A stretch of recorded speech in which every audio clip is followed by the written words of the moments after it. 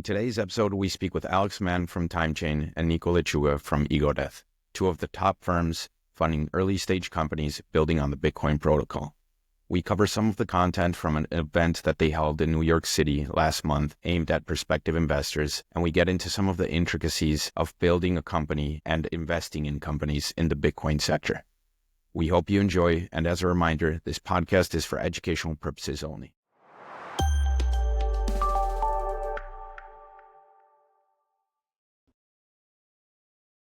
Welcome to Build with Bitcoin. I'm co-host Israel Munoz, joined with co-host Lynn Bairstow, and today we're excited to welcome two of the top funds in the industry, Ego Death and Timechain. Alex, Nico, welcome. Yeah, welcome back, because we've had both of you on previously, but this is a kind of a special edition. Israel, why don't you talk about the reason that we're having Nico and Alex on today and the event that you attended with them recently in New York? Yeah, so we'd love for you guys to tell us a little bit more about why you decided to hold this event, Alex and Nico. But it was a fantastic event, very well done in New York City last month. You had a small group of people, and you did a great job lining up some speakers who outlined, along with both of you, the role that Bitcoin has in the macroeconomic landscape, as well as the opportunities from the venture capital lens. So can you tell us a little bit more who attended, who was it for, and why you both decided to hold this event called the Bitcoin Economy? You want to take it, Alex, or you want to dive in? Go ahead. So one of the biggest things that we've kind of seen within the industry of what is pushing capital on our side, I can't speak so much for Alex's, but it's largely driven by family offices. I think maybe we spoke a little bit about this on the last podcast that we did with Andy. But one of the things with family offices is you typically have a few decision makers within the family office. And what we wanted to do was put on an event to give those decision makers a little bit more background on Bitcoin and what was being built on Bitcoin. This event was targeted at investors that probably are not as far down the rabbit hole as most of our other investors, but potential people that were interested in the industry. We wanted to give them a little bit more of a taste of it. As you probably saw, Israel, we spent a lot of time on Bitcoin itself, the asset, holding Bitcoin before we dove into companies, and just wanted to give them a little bit more flavor to what was out there from an investment perspective than probably they realized. Anything to add there? Comments? Yeah.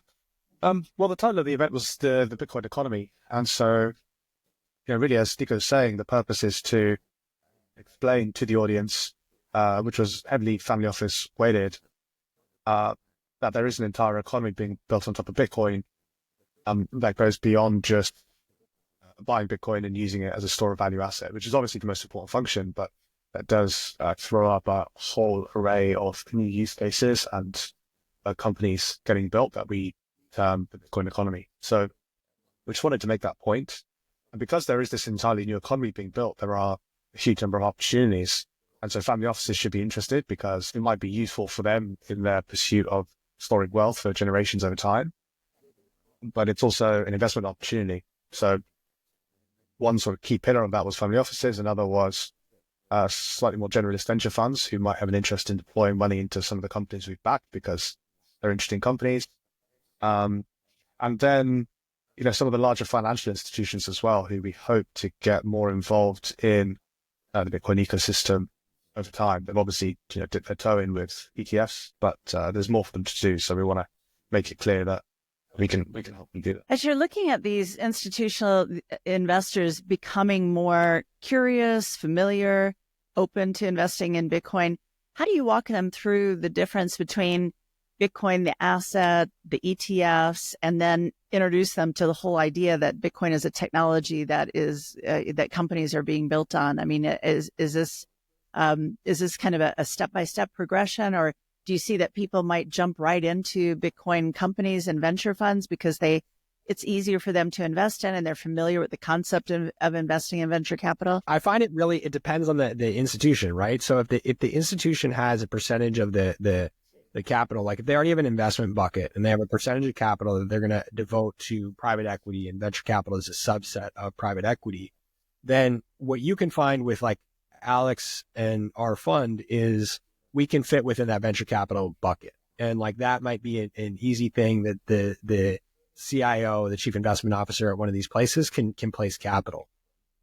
If they're going to look at it as a Bitcoin investment, I think that generally from like our vantage point, there's more friction, right? Like they have to first get over the fact of that Bitcoin, the asset, has this store of value component to it, and that the institution should probably have some allocation to that, whether that is in a multi-sig type self-custody setup or exposure via the ETF, two different things.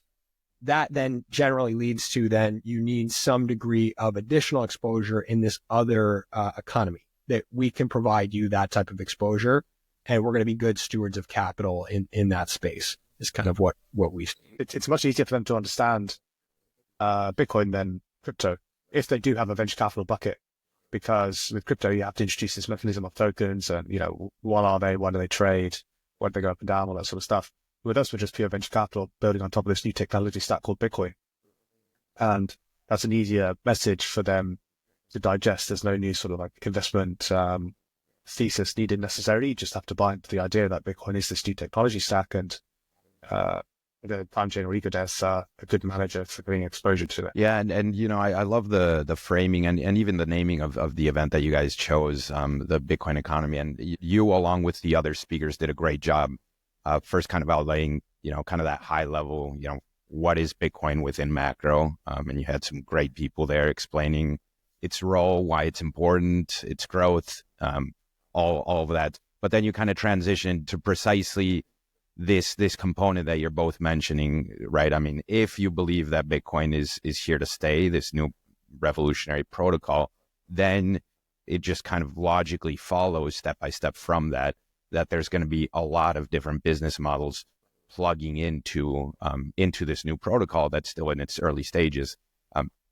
So, I mean, that being said, for maybe a listener who's not as familiar with the type of business models or just businesses that have been or are being built on this protocol, can you give us a sense, Nico and Alex, from your first fund maybe, of what sectors of the Bitcoin protocol stack you've invested in? Yeah, no problem. So a lot of it uses the Bitcoin as a protocol and the ability to either stream money or stream information across that protocol. So to get more tangible examples, I'm going to go in order because that's how my brain works. Of like when we placed investments, I kind of like see a chart in my head across. So you have something like Fedi that's federated. Both Timechain and Ego Death have exposure to this company, but federated custody. So in that way, it's a multi-party custody. It might be an easier custody solution for someone in a developing market. Still to be determined. Is a very, very early stage type technology. There's been a lot that's been developed on the protocol, but in that way, we would see it as like as a stack on top of even the Lightning network, this like payment network built on top of Bitcoin.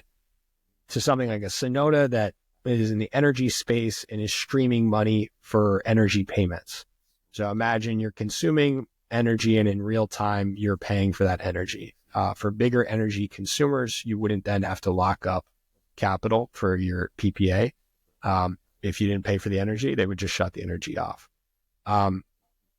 All the way on the other side is we've invested in a company, both Timechain and Ego Death, LN Markets. That's a derivatives trading platform that's built on top of the Lightning Network.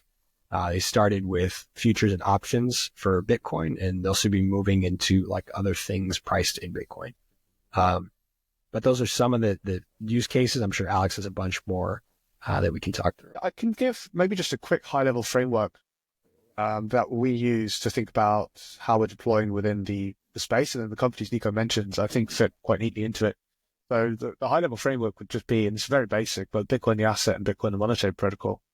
And so the asset is, obviously what everybody buys from, formerly Coinbase, but hopefully now Bitcoin-only exchanges like Relay, which we're also both investors in if you're in Europe. But the way an individual or an institution or a nation state buys that asset and then makes use of it, so custodies it or uses it as collateral, is quite different.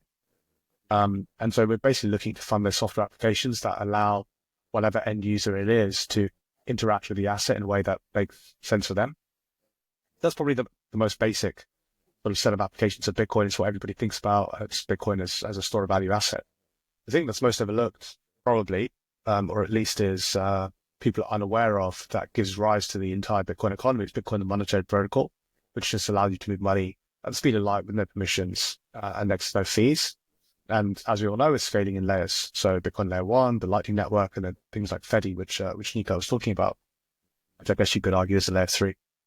And depending on the end user, again, they will interact with Bitcoin, the monetary protocol, in slightly different ways. So if you're a nation state and you want to move $10 billion between two countries on a Saturday, you're going to use layer 1, the blockchain. If you're an individual, or if you're an energy institution like Sonota, looking to settle an energy contract in real time, maybe you'll use the Lightning Network. If you're an individual in rural Kenya, maybe you'll use a Fediment. That's Bitcoin, the monetary protocol, and all the applications that we fund basically fit within that matrix, I guess. Bitcoin, the asset, Bitcoin, the monetary protocol, individual, institutional, nation state context. And Nico just gave 3 examples of some of the, I would say, sort of leading examples of companies that we've backed over the last couple of years. One of the things too, like just building on what Alex is saying, is so you have this thesis of like how you're investing, and you have some company use cases, but the thesis, and we're seeing this happen right now. The thesis at the beginning is that if there were an opportunity to exceed Bitcoin's rate of return, this compounded annual growth rate of Bitcoin, where could that happen? And so our core thesis was the only place that could happen would be investing in companies that Alex is talking about. And the reason being is that you have this high growth tech company that can cash flow Bitcoin at the end of the day.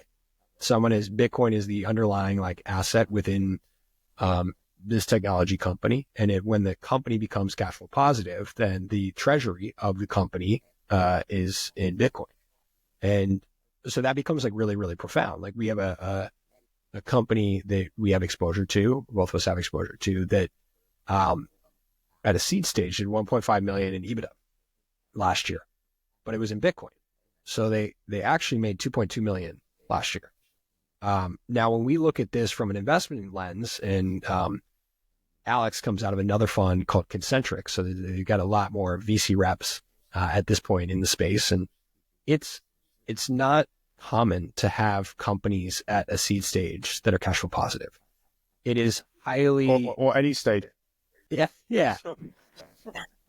It is highly unlikely that you have a seed stage company that's moving from a revenue standpoint, like forget volume, because entrepreneurs conflate volume and what is actually revenue, is moving millions in dollars at even a Series A stage. And we're seeing that in this Bitcoin economy. So that we're starting to see this thesis prove out. And the belief that we have internally is, as you're seeing this prove out with these use cases in these companies, the kind of risk curve of those companies is brought down. And the failure rate that you would historically have in venture capital versus some of these companies that we're starting to see within Bitcoin should be much, much lower based on the early revenue numbers that you're having, the potential for profitability. Basically, the companies are choosing between whether they want to be profitable or not. And the failure rate just decreases. And it's really, really exciting to see. And I think then it comes into the other part of it of the event of let us educate you or show you about this other thing that you might not know about, that you maybe want to put an allocation. It's a really interesting point, the effect that Bitcoin has on the companies in general. Nico's highlighting something there that's really important. The other one that I think is kind of interesting is that the way the founding teams actually think themselves, because their cost of capital is Bitcoin. So they don't make internal economic business decisions unless they think that that decision will exceed the rate of return of Bitcoin as well. So it has this really profound impact where everybody is pursuing really sort of like high growth, high impact measures at every single step of the business, which is perhaps one of the reasons why they get to profitability so soon, or they grow so fast. And that's just not true for companies in other sort of venture capital spheres where their cost of capital is a Bitcoin. They don't think in Bitcoin terms. So I think that's another point that someone gets overlooked. And actually, I'll just make one other point about the crypto ecosystem, which is the crypto guys will issue tokens, and that distorts this very delicate product market fit finding mechanism at the early stage. And so a difference you see at early stage Bitcoin companies versus crypto companies is that the Bitcoin companies are pushed to cash flow generation, profitability very soon because they don't have this like almost get out of jail card, which is launching a token, trying to monetize that rather than providing something valuable to the market. Yeah, I think that's a really important point to kind of drill into a little bit, is the difference between what most people are thinking of in terms of digital assets. And I mean, there's so much in crypto and the word is being used now more broadly, thank goodness. But, the confusion between what is crypto and what is Bitcoin, and the types of founders that you're working with, and the model of starting a company based on Bitcoin sats flow or Bitcoin, generating Bitcoin as part of your operations, or how these founders are thinking. Nico, you want to kind of tap into what Alex was talking about and just kind of highlight some of the differences you're also seeing in founder mentality, or how they approach fundraising on a long-term basis for their companies? So one of the things that we look at a lot in this space and get the entrepreneurs to hopefully look at is timing. So timing is a huge component of these things, of depending on the what certain companies are doing, whether it's like streaming money for energy or streaming money for music. The timing of that has to be right for the market. And so like one of the big theses that we have is you don't want to be right on the solution and like wrong on the timing of maybe we're 3 years out on this curve of funding that. And so trying to get the entrepreneurs to understand that, I think, early on has been helpful. And it's like with things that we are backing.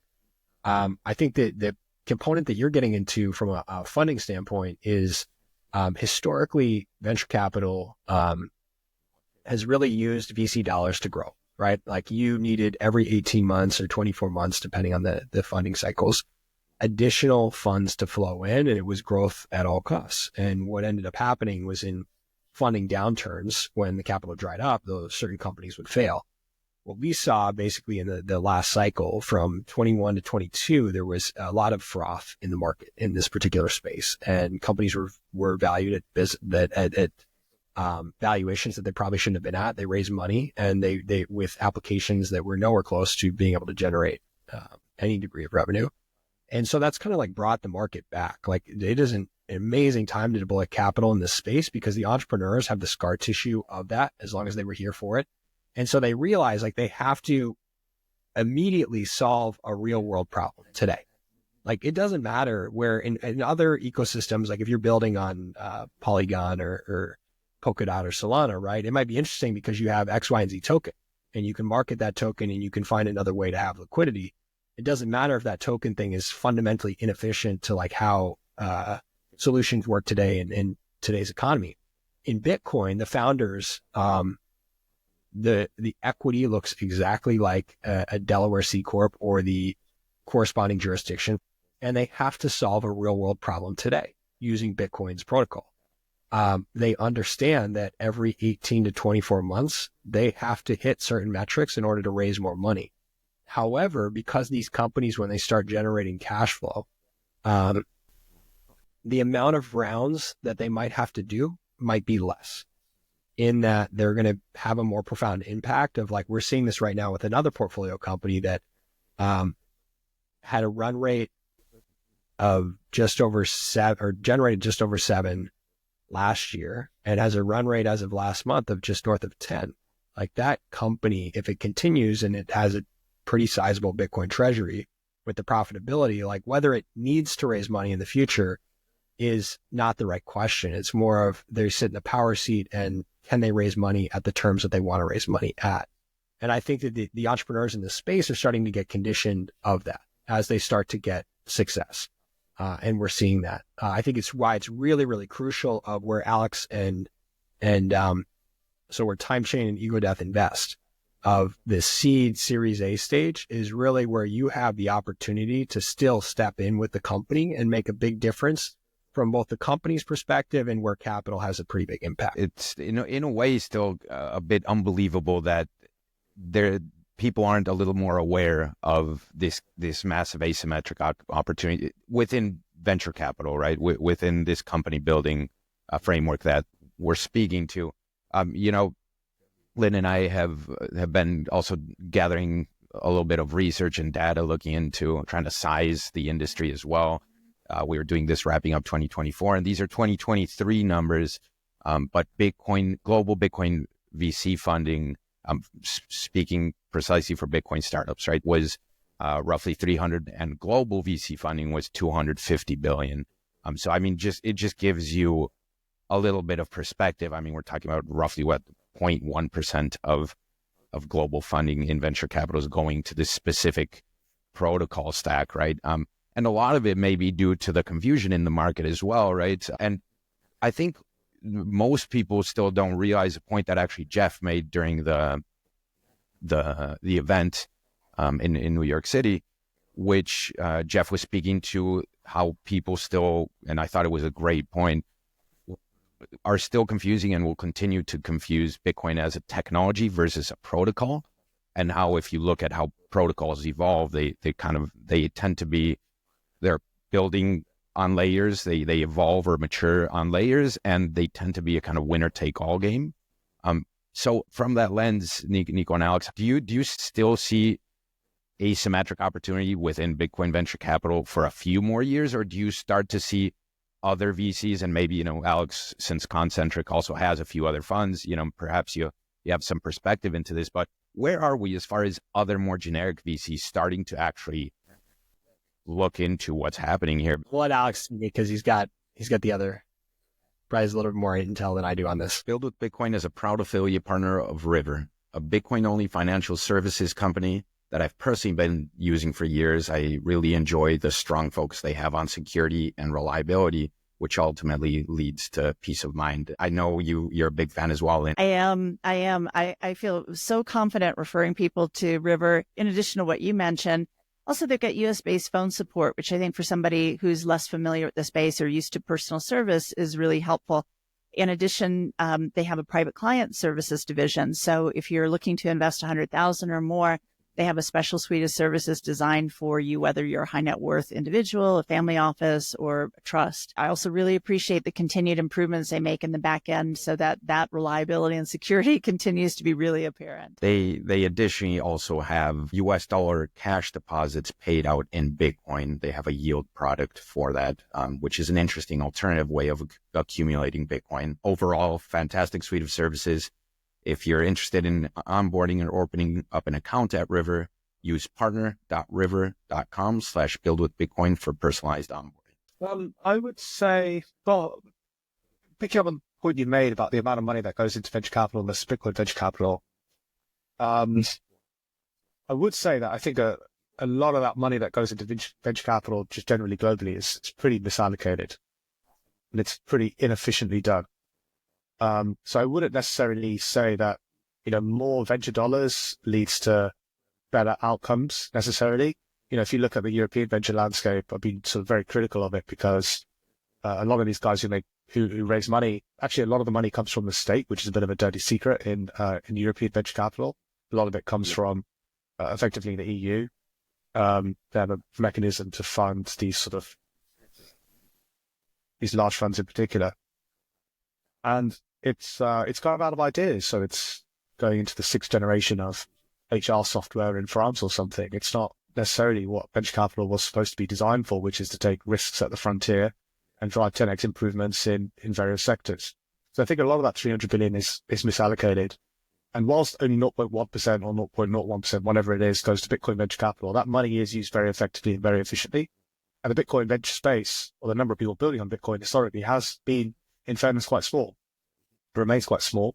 Very sort of dedicated, highly intelligent people who believe that they are doing something very important. But if you just think about like the steps you have to go through in order to become a Bitcoiner, let alone a Bitcoin entrepreneur, going to be quite a small subset of people who are very highly talented. But it's obviously not going to be for everyone.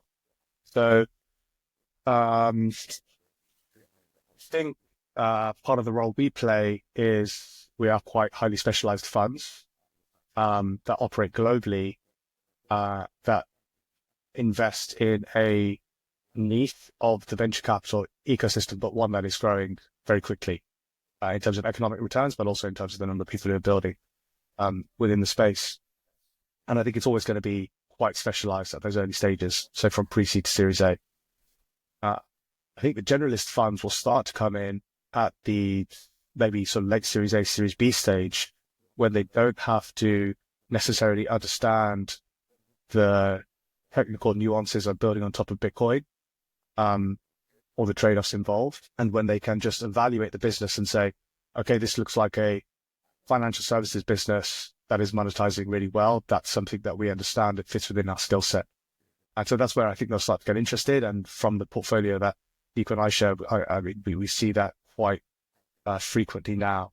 Companies that have monetized really well, doing great revenue numbers, growing really strongly, maybe within the financial services space or other sectors of the economy, that a generalist fund can look at and say, like, I understand, I can pattern match to this. I understand what this business does. So I think that's where they'll come in, and we're starting to see that. Makes sense. That you, especially the stage that you are both focused in, it just requires a lot more specialization, and that maybe the knowledge gap is still missing for the more generalized VCs. Lynn, anything to add there?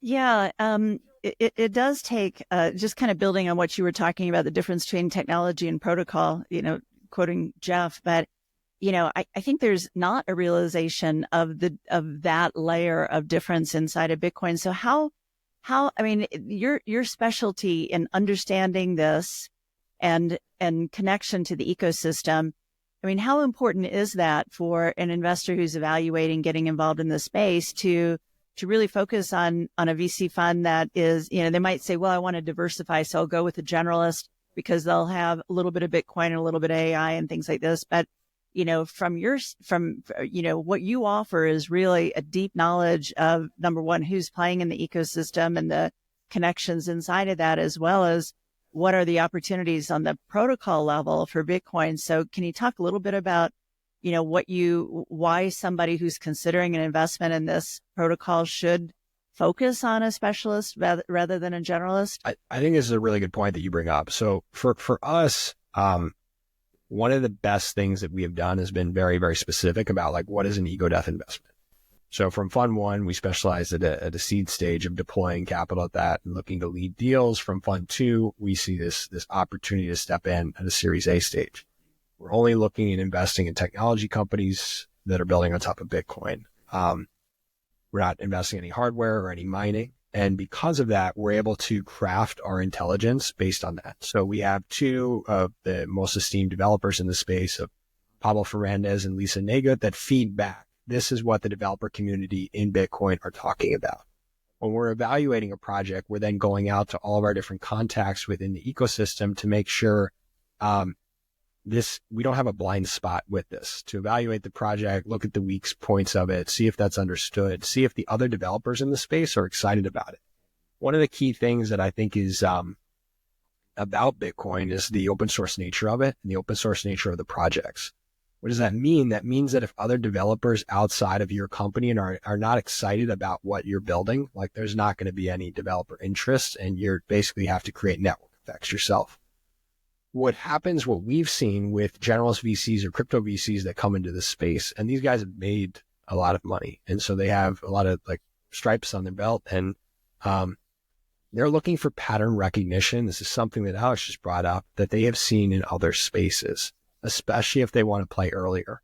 So for them, if they see something that mimics a technology that has been built on Ethereum or Solana, or interacts with other technology companies that they have invested in those other ecosystems, the pattern to them matches their mental model of that. I think how we would push back a little bit harder on that is, if you want to deploy capital in Bitcoin, you have to be so deep on Bitcoin and Bitcoin developers and the Bitcoin ecosystem to understand if that thing is going to fundamentally work. Just because you provide a new space where something in Ethereum can play potentially with Bitcoin doesn't mean that Bitcoiners or anybody in Bitcoin will actually utilize that thing. And so that's where I think that the value add of funds like a Timechain or Ego Death is we provide this intelligence and then the exposure to these investments that would be very, very tough to do on your own. Yeah, look, Bitcoin's a philosophy and an ideology as well as anything else. And you really have to understand that if you're going to deploy in a way that makes sense for the ecosystem and that other Bitcoiners are going to appreciate and want to use. So if you're a crypto fund coming into Bitcoin, you're going to get that wrong because you don't understand the philosophy, the ideology, the economic principles that underpin the Bitcoin economy in itself. And obviously, we think that we have a good handle on that. And if you're a generalist fund, you'll probably make some of the similar mistakes because what's monetized historically has been the stuff in the crypto space where they've been selling tokens, and that just obviously doesn't fly in Bitcoin. So I think these generalist funds increasingly look to lean on funds like us to figure out where they should be deploying capital in the Bitcoin space. And it helps that a lot of the businesses that we've funded just speak for themselves in terms of traction and metrics, and just the sort of general development of the business. Yeah, well, thanks for that framing, and maybe stepping into a broader look of where we are in the industry for builders in the space. It's been very hard in the recent years, due to maybe regulatory or other hurdles to kind of grind through this company building. It seems like some of those headwinds are perhaps turning into tailwinds now, but we're certainly not in the clear. What do you hear from founders, Nico and Alex, as far as where are the hurdles, where are the challenges? I mean, from an entrepreneur's perspective, give us an idea of what it's like from the portfolio companies that you all have close relationships with, to be building on this protocol. Can I just offer just a quick thought here, and I'm so keen for Nico's take on this as well, which is like, I know we have a different administration in the United States now, obviously, and it's probably going to be more friendly to people building on top of Bitcoin. But I never really met a Bitcoiner or somebody who was thinking about Bitcoin who was waiting for the government's clearance to do it. Like it's kind of like a nice to have, but it never really stopped anyone historically. We have certain companies who maybe didn't offer their products to United States customers because of concerns over the regulatory regime, but it was never like something that blocked them building the thing in the first place. I think Bitcoin is a kind of built slightly different in that we're not really waiting for permission from like a government authority to go out and build something. But I don't know if Nico, you share that view. I think that your best entrepreneurs have that mindset, right? They're like, break shit, move fast. Regulation will figure itself out and it'll catch up with me. Like you saw with Uber like geo-blocking the regulators that were investigating Uber at some point. And I think the fundamental difference though of like that versus like a slap on the wrist fine when the company is different, that I think that scared the shit out of a lot of developers in the space was when the Samurai wallet guys were arrested. And there was like this lack of clarity of the KYC that you potentially had to have with some of the protocols in the space. It was just like fundamentally not possible. And so I think that the difference being of like you being arrested versus you getting a slap on the wrist fine are two different things of kind of the fear associated with that and kind of stepping out. I would say with the newer administration, whether you like it or not, like that fear is gone. It's largely gone away. I think to Alex's point, now you go back to how it was historically of like, if I'm playing in a gray area, the repercussion for doing that until the regulatory and regulation figures itself out, because a lot of these technologies are ahead of the curve of where any current law is. And historically, what would happen is the law would figure that out. They'd come to some agreement and the technology company would continue to exist. I think that that's more of the environment that we're in right now. And now you're back to like the entrepreneur being like, I'm very comfortable pushing the boundary of where these things are at. But I love Alex's point of like the entrepreneur just saying, well, fuck it, I'm going to build. It kind of reminds me, your opening speaker also kind of said, we've never stopped doing what we've been doing for years, and they're big players, of course. And to the regulatory aspect, what he mentioned was before it was just more so a nuance. It was annoying. It never stopped us, but it was certainly very annoying. And now it seems like maybe that comfort level you're speaking to, Nico, will at least improve the pace. I mean, it's certainly will be interesting to see how the startup ecosystem kind of continues doing its thing over the next few years. But yeah, just wanted to get your take on, as an industry, where do you feel we are, right? I mean, are there any other still, non-regulatory or government-related challenges or hurdles that you still think are very present or tough to work through for a startup building on this protocol? Anything on the technology side that's still, not quite there for some business models, or what other, I guess, hurdles do you see? This doesn't sort of directly answer your question. It's slightly different, but I think a big development was the ability of banks to be able to custody Bitcoin, I guess other digital assets as well, but in particular Bitcoin, which is where I guess we would expect the vast majority of interest to be. That should throw up a whole range of innovation around financial products. And, hopefully they use some of the tech stack that likes of Ego Death and Timechain have funded to do that quickly. They might try to build that in-house. I think they'll find it quite challenging. And so, we've been funding a lot of the infrastructure that these guys can use over the last few years, build out these financial products. And so we hope to see some engagement from financial institutions, I think, given this change in particular. So I think that was actually probably the biggest sort of development I saw, at least since the ETF. Probably flew a little bit under the radar, but I think it's important. I think it'll come to the forefront with somebody like my take. I have no intel on this of like anybody doing this on our side or anybody else. So this is SAB 121 that Alex is speaking about. And basically how digital assets are handled by financial institutions. I'm really curious on the first Bitcoin company that goes out and like buys a small bank for the banking licenses. So what we're talking about is like on the other side of it, of the bank having to interact with them, which still provides a friction point. So if we look at historically, like why can't old businesses that are decades old innovate quickly? It's because they're like stuck in their patterns, the mental models, and the fundamental just limited nature of those institutions. Now they do have some like really interesting tools that some of our companies like would love to make use of from like a banking standpoint. I'm going to be fascinated when like one of the companies in the space goes out and just buys a small bank for the licenses.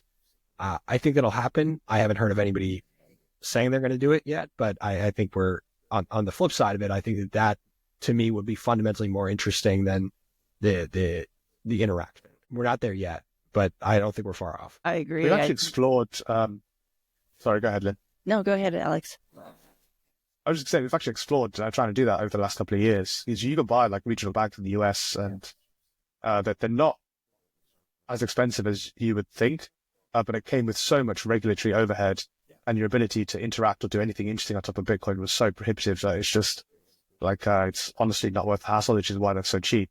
But now, to Nico's point, as this stuff begins to change, well, maybe that sort of thing becomes much more interesting, and you can design all sorts of financial products in and around Bitcoin that people like us would find, I would say, very compelling indeed. Yeah, I think that's kind of an inevitability. And especially with, now that it looks like, we're in early February 2025, but what's being unveiled about the choke point 2.0, the very real restrictions and hurdles that were being put up for banking anything related to the crypto or digital asset group. If those barriers fall away, that's going to open up a lot. I'm sure some of the regulatory hurdles just made it impossible to think about buying a bank, but that's a trajectory. I'm just kind of curious because we've been focused in the last few minutes of the conversation mainly on U.S., which is a big driver with the ETFs and institutional appetite and regulatory perspective. But you guys both work globally. Your companies that you're investing in, and Alex, your your parent VC fund is based in Europe. So how are you seeing rest of the world, and what might this more open regulatory environment in the U.S. Ripple effect have on Europe, which seems a little bit more restrictive, or other LATAM, Africa, Asia Pacific, other opportunities geographically that you think are particularly interesting? Yeah, a couple of opening thoughts. Where the US leads, a lot of the world tends to follow, particularly Europe. So I would expect positive regulatory developments across Europe, and actually put in place something called a new regulatory regime called MiCA, which just allows companies to operate more fluidly across Europe, where previously that was basically prohibited because you had to go state by state to get licenses for Bitcoin and crypto companies. So there are some positive developments in Europe. The macro for Europe is much more challenging. So that's one sort of headwind. On the flip side, it means that people in Europe really need Bitcoin. So there's an opportunity there as well. The thing I'd say about Bitcoin talent is that it is globally distributed. So, you find really talented people pretty much in every geography across the planet. And we want to make sure at Timechain and Ego Death that we find those guys and support them if they do want to build a Bitcoin company. And so that is really sort of important objective for us. And we see, emerging pockets of talent, I would say, in particular in places like Eastern Europe, maybe because they have a pretty challenging history of communism and oppression, and Bitcoin is a particularly strong antidote to that. Parts of Latin America, obviously. Asia, I would say, I personally at least, so I don't want to talk for Nico and Ego Death, have seen relatively disappointing output from Asia in terms of there's just not many people building on top of Bitcoin. One anecdote is, a year and a half ago, I went to Bitcoin Bangalore, which was basically the biggest Bitcoin conference in India, or at least builders up. Sparse attendance, 150, 200 people. Polygon Wow. India was the week before 20,000 people. And I think in part it's because the Polygon founders are Indian, and Balaji was, giving it some hype on Twitter, which meant that it got good attendance. But, Bitcoin penetration in Asia strikes me as very underrepresented. There are relatively few Bitcoin only companies. I think that needs to be addressed. So it'll be a focus for us in subsequent funds to try and find and support Bitcoin entrepreneurs building tools and solutions for Bitcoiners in Asia. It's also a good opportunity for Western companies who might want to sort of exploit that in the meantime. Build with Bitcoin is proud to be a partner and supporter of the upcoming BitBlock Boom Bitcoin conference taking place in Dallas, Texas between April 3rd to the 6th. Celebrating its 8th edition makes it the world's oldest continuous Bitcoin conference. This year's speakers include Parker Lewis, James Lavish, Marty Bent, Larry Lepard, and Bob Burnett, among many others, including your Build with Bitcoin team. Join us in getting together with other like-minded Bitcoiners. When you use the code BUILDBTC, you get 10% off of your tickets. Visit bitblockboom.com for complete information and to register. We'll see you soon in Dallas, Texas for the true Bitcoin conference, BitBlock Boom. One of the things with Asia, so I think the two points that I would love to build on with Alex. One of the points is you have to look at the historical scar tissue of any type of area of the country. So even we have a portfolio company, Timechain Ego Death in Brazil. And so Brazil right now, while there's not hyperinflation, we're not too far off of that.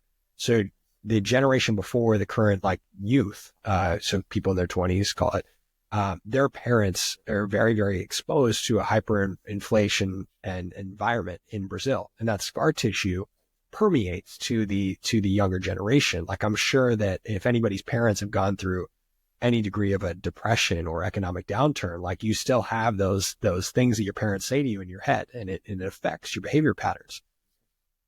What happens, I think, in those areas of Eastern Europe with communism or LATAM that have this hyperinflation type environment that's not far removed, is that you get these interesting builders, and you have Bitcoin that's attached in more of a neobanking form outside of the traditional system. So a company like BIPA is very, very exciting in Brazil. With Asia, depending on the region, what we've seen is that you have a much more gambling environment, right? The cultural conditioning, how it has been historically, even with luck, if you were to go to Macau or if you go to Vegas when it is populated, is their viewpoint on luck and how gambling actually plays out is much more in line with the tokens in the broader cryptosphere. And so that's been like a much more interesting area for them in this space. It's not solving the real world problem that like Alex and I are talking about. Doesn't have the scar tissue from these previous hyperinflations. They see it as a casino that they can play with. And for them, that's what they want. I would say the other part of Asia that becomes really interesting that you guys hit on of like these companies being global is that in Southeast Asia, particularly in Singapore, there's actually a pretty clear regulatory framework and place that you could put a sub. And I think what'll end up happening with some of these companies in the space that are successful and you start to reach into these other regions, particularly like a trading company in this space, you'll put a sub in one of these regions because the regulation is clear.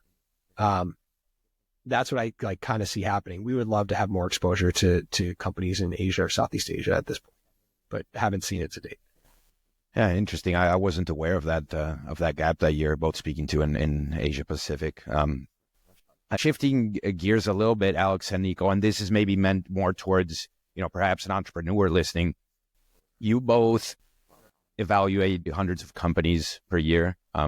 What makes a startup stand out? And maybe on the other end, what are some of the potential issues or red flags you see for an entrepreneur looking for early stage funding in this sector? We look for like product driven founders. So a founder that's felt like a problem in their own life and that they are looking to solve that problem.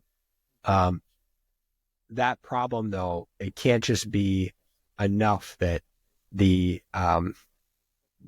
is the first qualification. Like you need a relatively big enough market size for this to work. So generally in like venture capital, you're looking for like an addressable market of $1 billion plus, right? Because even if we're off or you don't seize, you can seize a few percentage points of that and the company can still be relatively successful. We want right out of the gate, like that you're offering something that's an order of magnitude better from a solution standpoint than anything else in the world. Forget Bitcoin, right? We don't want you to compete with Bitcoin companies. So it's not exciting. You're competing with the world.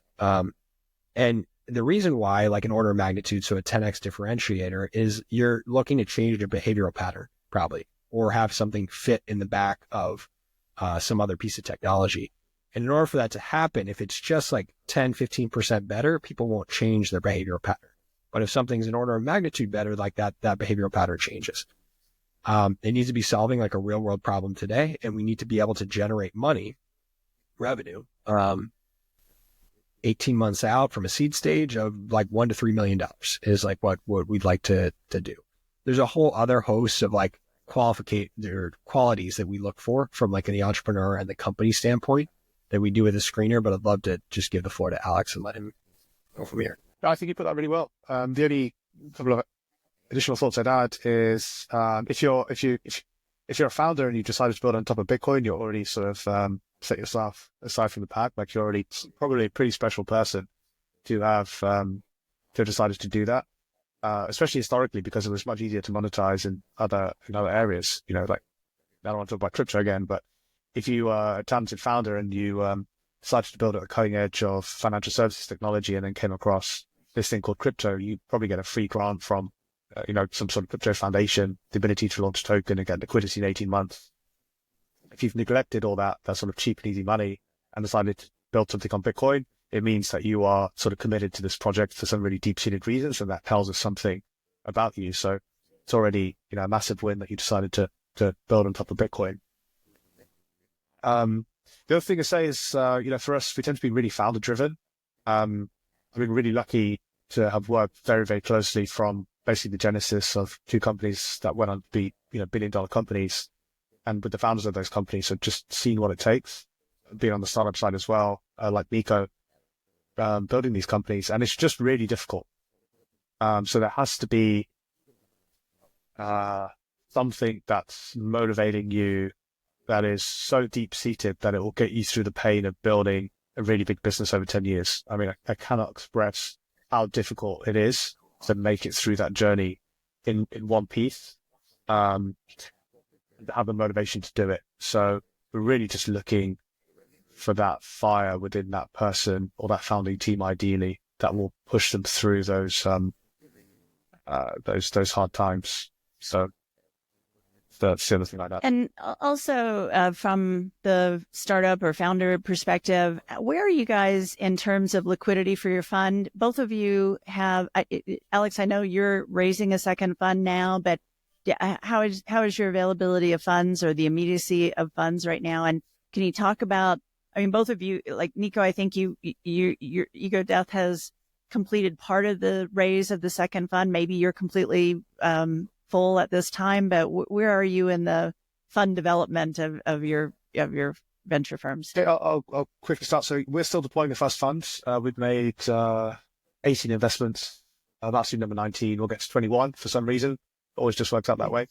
And we did commence the raising of the second fund as well. So Timechain 2, it'll be roughly a $50 million vehicle, deploying pre-seed, Series A, Bitcoin-only companies, alongside our friends here at Ego Death, hopefully. And that process started a few days ago, actually. So we're in the process of making commitments. Congratulations, Alex. That's awesome. Yeah. Thanks. Yeah. It's really exciting. We are on our second fund. We still have like one more portfolio company to put in the first fund. So we're still looking for like a seed stage company to lead. We have capital that we have followed on. So we have 9 portfolio companies in fund 1. We are raising fund 2. So publicly there has been, I think on the Form D, like 41 was the first close. We have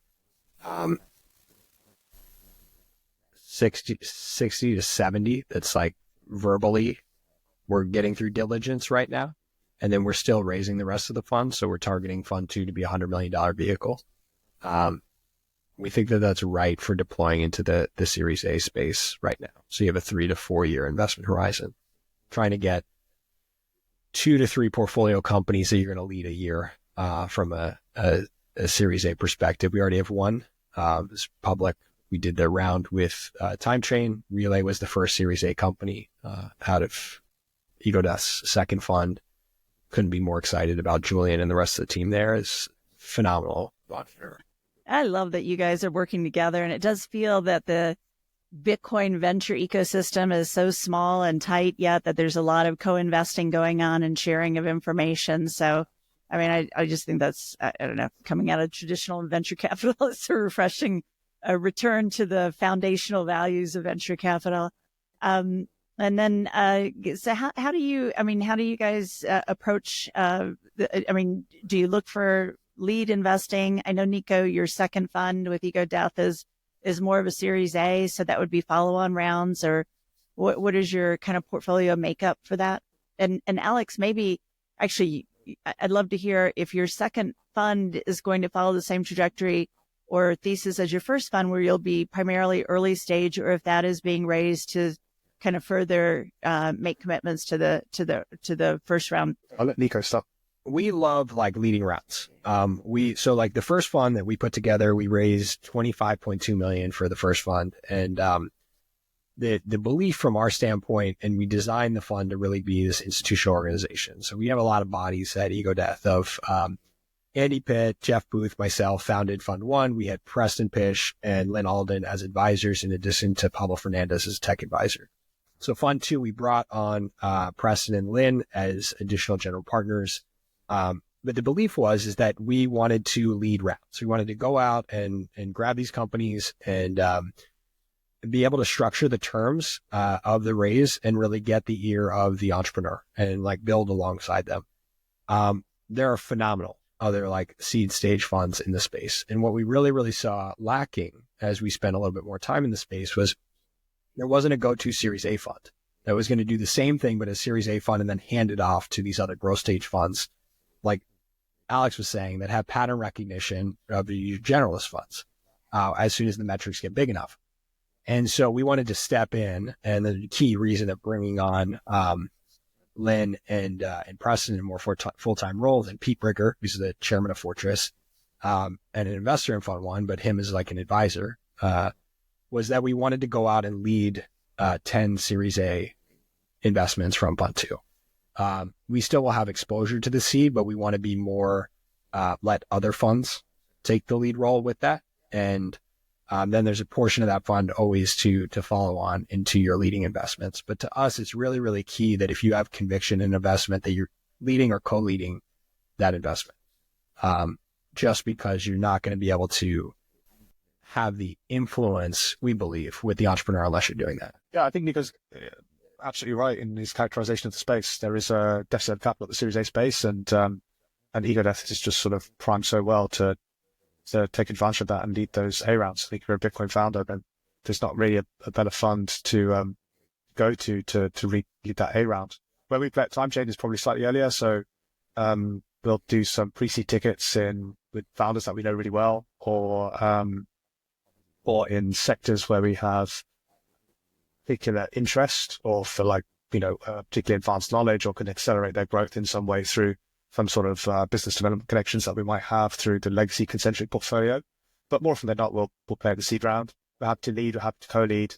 We'll have to play at the sort of Series A stage as well, but I think rarely in a lead scenario, perhaps a co-lead for certain companies alongside Ego Death, but more often than not, we'll be in a follow capacity at that Series A stage.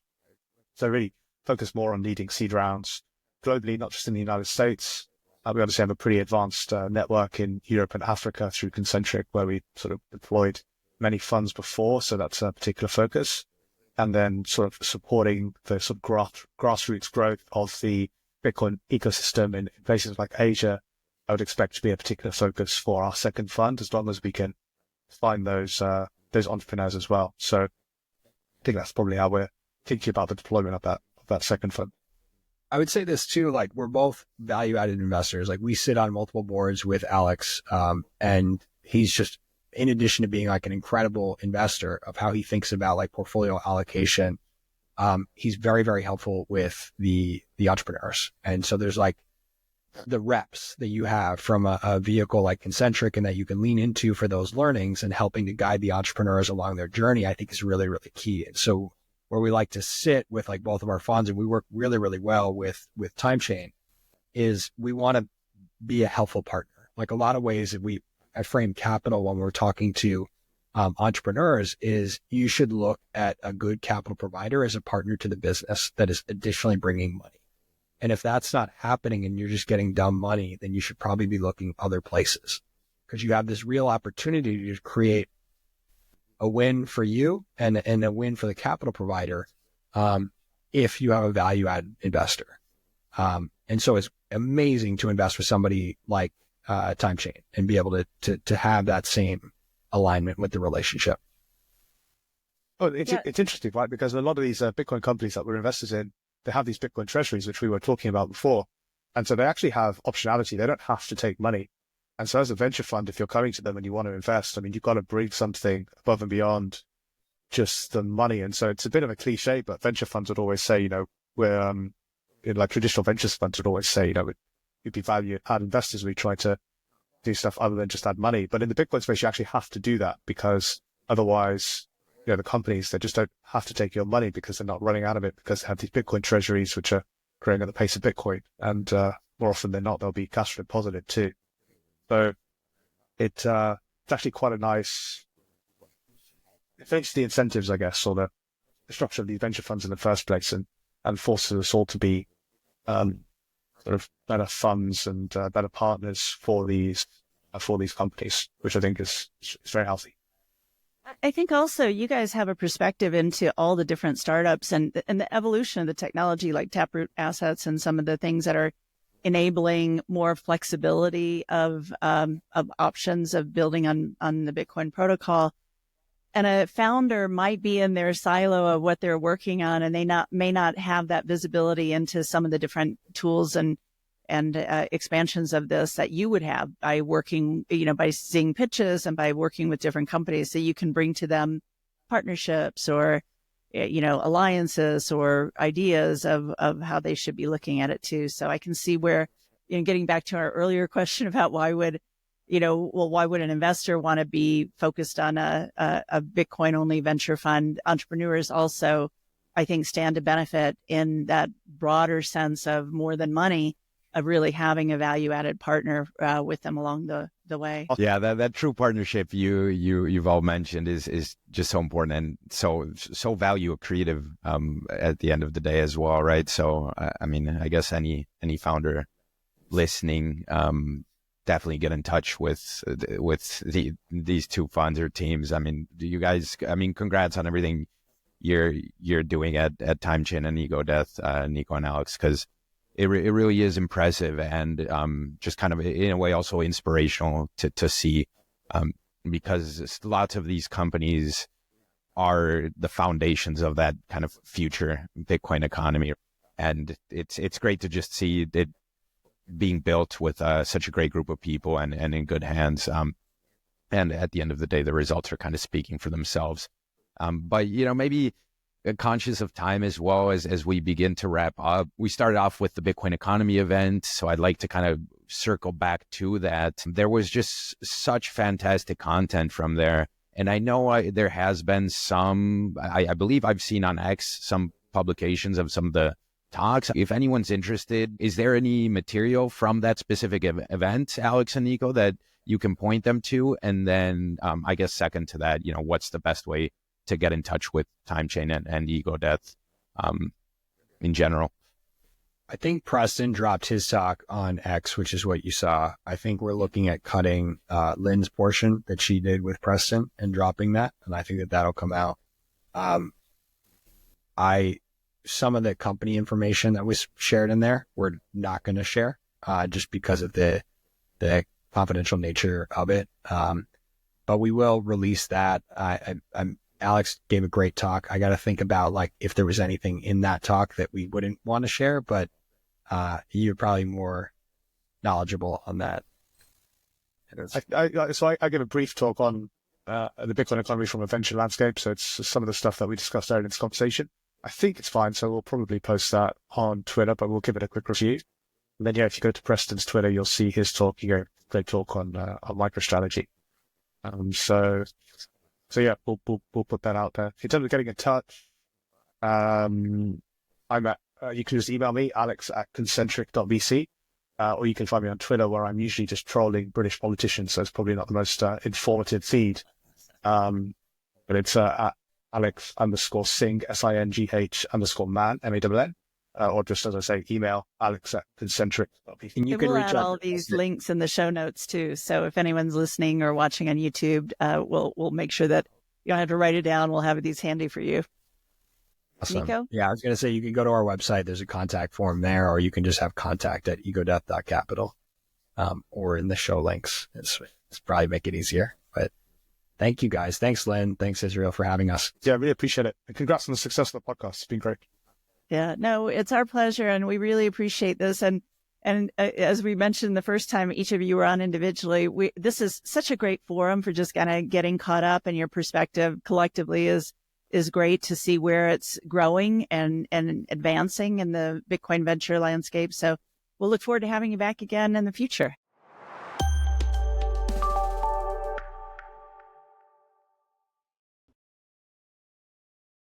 Thanks for listening to the Build with Bitcoin podcast. If you found benefit in what you heard in this episode, we'd truly appreciate it if you would like, share, or leave a comment on whichever platform you're listening, as this helps others find us, which is especially important for a new podcast. And as a reminder, our content is intended for educational and entertainment purposes only, and is not to be considered investment advice or a recommendation to invest in any company or asset mentioned in the podcast. Build with Bitcoin is a proud affiliate partner of River, a full-service, 100% reserve custody, Bitcoin-only financial services company. For your next Bitcoin purchase, use our exclusive link, partner.river.com/buildwithbitcoin. Thank you sincerely for being a part of the Build with Bitcoin community.